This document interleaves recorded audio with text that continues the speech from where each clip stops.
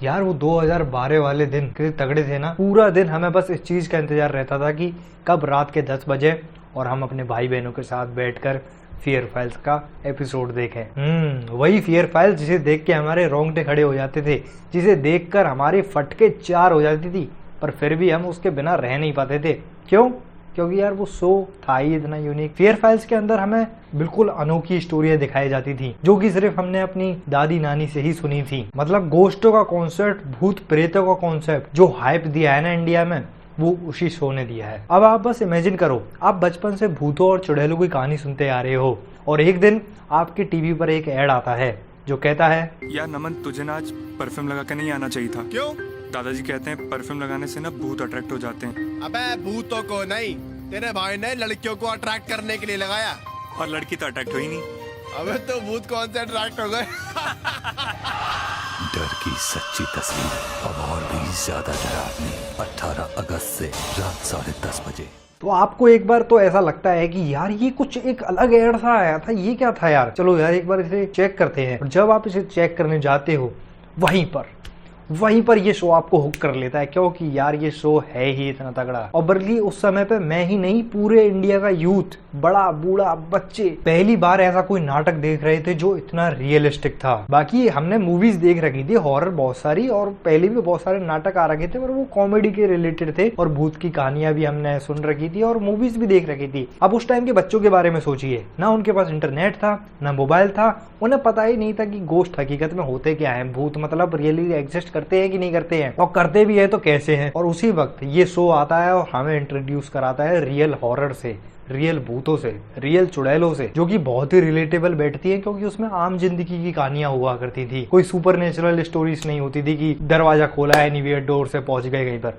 वो real life, रोजमर्रा की जिंदगी में कोई बीच में भूत घुसा था। और इसी वजह से 2012 के अंदर ये शो इंडिया का नंबर 1 शो बन गया था। और इस शो के हिट होने का सबसे बड़ा कारण है इसका बैकग्राउंड म्यूजिक। इसका जो बैकग्राउंड म्यूजिक था वो इतना टॉप नॉच, इतना हॉरर वाइब देता था कि उसके म्यूजिक की वजह से ये शो हिट हो गया।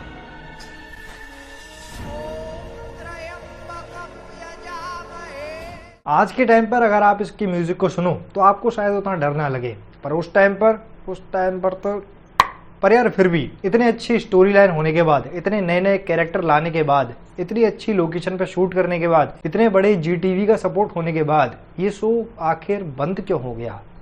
देखो, इसके पीछे बंद होने के काफी रीजन हैं। रीजन नंबर 1, इसकी स्टोरी लाइन। शुरुआत में इसकी स्टोरी लाइन में सब कुछ रियल लगता था, क्योंकि उस टाइम पर स्मार्टफोन नहीं थे इतने और ना ही इंटरनेट का एक्सेस था हमारे पास, तो ज्यादातर लोगों को गोश्त या भूतों के बारे में इतनी कोई जानकारी नहीं थी। और ज्यादा से ज्यादा यूट्यूब पर हम रियल गोश्त सर्च भी करा करते थे, तो एक ब्लैक सी शैडो आया करती थी और वो भी सस्ते VFX होते थे, जो हमें पता था कि ये फेक है, तो उनका पता चल जाता था। और इन्हीं सब रीजन की वजह से जो फियर फाइल्स में हमें भूत और गोश्त दिखाया करते थे वो हमें रियल लगते थे। और हमेशा एपिसोड की शुरुआत में एक बंदा आता था जो बोलता था कि ये केस है उस जगह का, यानी कि उत्तर प्रदेश के इस छोटे से गांव का। तो ये चीज हमें किक कर जाती थी कि भैया ये तो बिल्कुल रियल है, और जो चीज रियल होती है वो अक्सर हमें ज्यादा डरा देती है। ये कहानी है भागलपुर पश्चिम बंगाल की, जब एक परिवार पहुंच जाता है एक रहस्यमयी शादी में और फिर शुरू होता है दहशत का एक अनदेखा अनसुना मंजर। लेकिन जैसे जैसे फियर फाइल्स आगे बढ़ा, इसके हर एक एपिसोड में स्टोरी टाइमलाइन बिल्कुल सेम सी होने लगी। हर एपिसोड में 1 या 2 टेम्पलेट यूज होने लगे।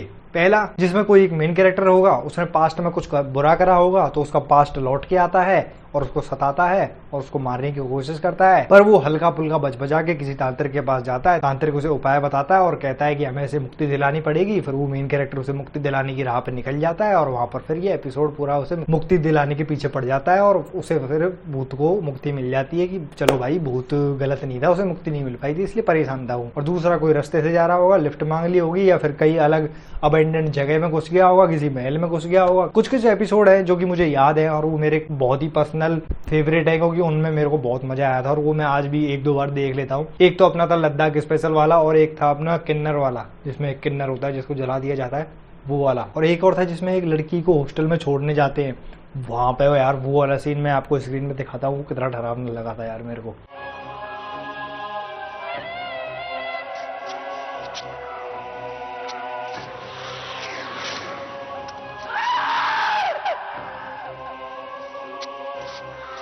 देखो इन सब के बावजूद भी सीजन 1 काफी ज्यादा चुम्बेश्वरी था, मतलब उसका तो कोई मुकाबला ही नहीं था। पर सीजन 2 आते ही स्टोरी राइटिंग का डाउनफॉल होना शुरू हो गया, और इसके डाउनफॉल का एक और बड़ा रीजन है, सीजन 1 में जो डायरेक्टर थे वो रियल लोकेशनों पर शूट करा करते थे, जिसे देखने में भी हमें रियल फील लगता था और हमें रियल हॉरर वाली वाइब आया करती थी। पर धीरे धीरे क्या होने लगा, लोगों के साथ भूतिया घटना होने लगी। अब मान लो फियर फाइल्स वाले मेकर्स कहीं रियल लोकेशन पे शूट कर रहे हैं और कुछ अनहोनी हो जाए, कुछ दुर्घटना घट जाए, तो नाम किस पर आएगा, जीटीवी पर। तो इसी वजह से जीटीवी ने फियर फाइल्स वाले मेकर्स पे दबाव डाला कि यार तुम रियल लोकेशनों पे शूट मत करो, किसी साफ सुथरे स्टूडियो में जाओ, कोई मकान लो, उसमें शूट करो आराम से अपना शुद्ध बढ़िया तरीके से, ऐसे रियल लोकेशनों पे मत जाओ। और वहीं से फिर हमें भी फील होने लगी वो वाइब भी, क्योंकि यार ऐसा होता है ना कि एक एनवायरनमेंट होता है, तो वो एनवायरनमेंट हमें भी फील नहीं होता था, और जो एक्टिंग करा करते थे वो शायद उनको भी नहीं होता था, तो उन्हीं वजह से फिर हमें भी नहीं होता था। और इसलिए ये भी एक बहुत बड़ा कारण है फियर फाइल्स के डाउनफॉल का। और बाकी यार इसकी स्टोरी काफी ज्यादा प्रेडिक्टेबल हो गई थी। अब आप इमेजिन करो, एक लड़की खड़ी है स्टेशन पे, अब उसके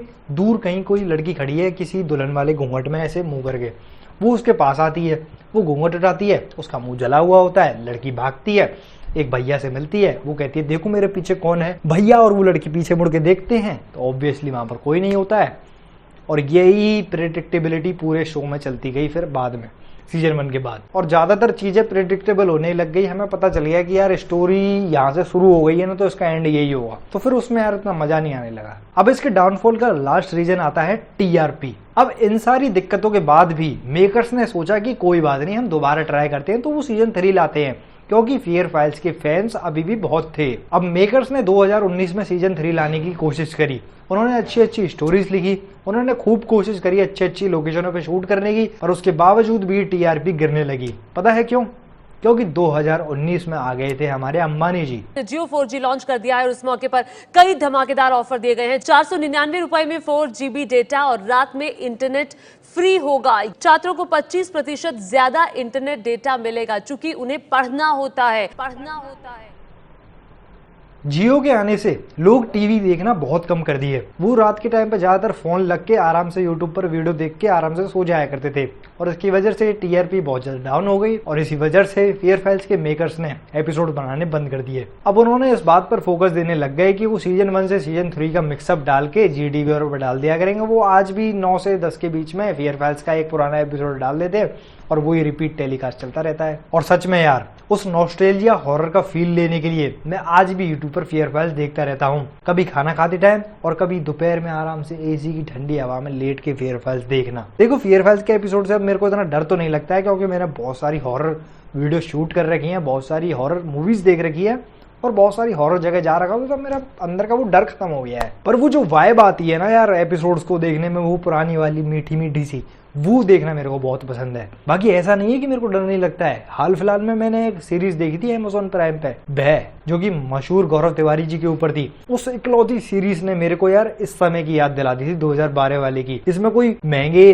VFX CGI यूज नहीं कर रहे थे इन्होंने भूत के लिए, बस नॉर्मली उनके मुंह पे पाउडर पोत दिया था, और वही सीन मेरे को बहुत तगड़े लग रहे थे। और सच में मैं डरा हूँ उस सीरीज को देख के। अगर आप लोगों ने अभी तक नहीं देखी तो जरूर देखो यार उसे। लेकिन अगर ये फियर फाइल्स वाले मेकर्स दोबारा फियर फाइल्स बनाना चाहें तो इसे टीवी पर बिल्कुल मत लाना, तुम इसे मोबाइलों पे लाना, क्योंकि यार ज्यादातर जनता टीवी कम ही देखती है मेरे हिसाब से तो। और बाकी यार फियर फाइल्स वाले मेकर्स मेरी बात सुनो, मैं अपने दिल से कह रहा हूँ, मैं कसम खा के कह रहा हूँ, तुम इस शो को दोबारा ले आओ, तुम इस शो को OTT प्लेटफॉर्म पे लॉन्च कर दो। मैं कसम खा के कहता हूँ तुम्हारा ये शो फट जाएगा, फट। और सच में यार तुम अगर ये वीडियो देख रहे हो ना, तो प्लीज यार मेरी बात मानो, OTT प्लेटफॉर्म्स भी इन जैसी सीरीज की तलाश में है, उन्हें भी कुछ तगड़ी सीरीज चाहिए यार। देखो आजकल नेटफ्लिक्स Amazon प्राइम पर खासकर कोई सीरीज तो रही नहीं है, सब वही बेसिकली वही ड्रामा सा चलता रहता है। उसी बीच अगर ये फियर फाइल जैसा दोबारा लॉन्च हो जाए ना यार ऐसी OTT प्लेटफॉर्म पे, तो यार स्वाद आ जाएंगे कसम से यार, तुम मान जाओ मेरी बात।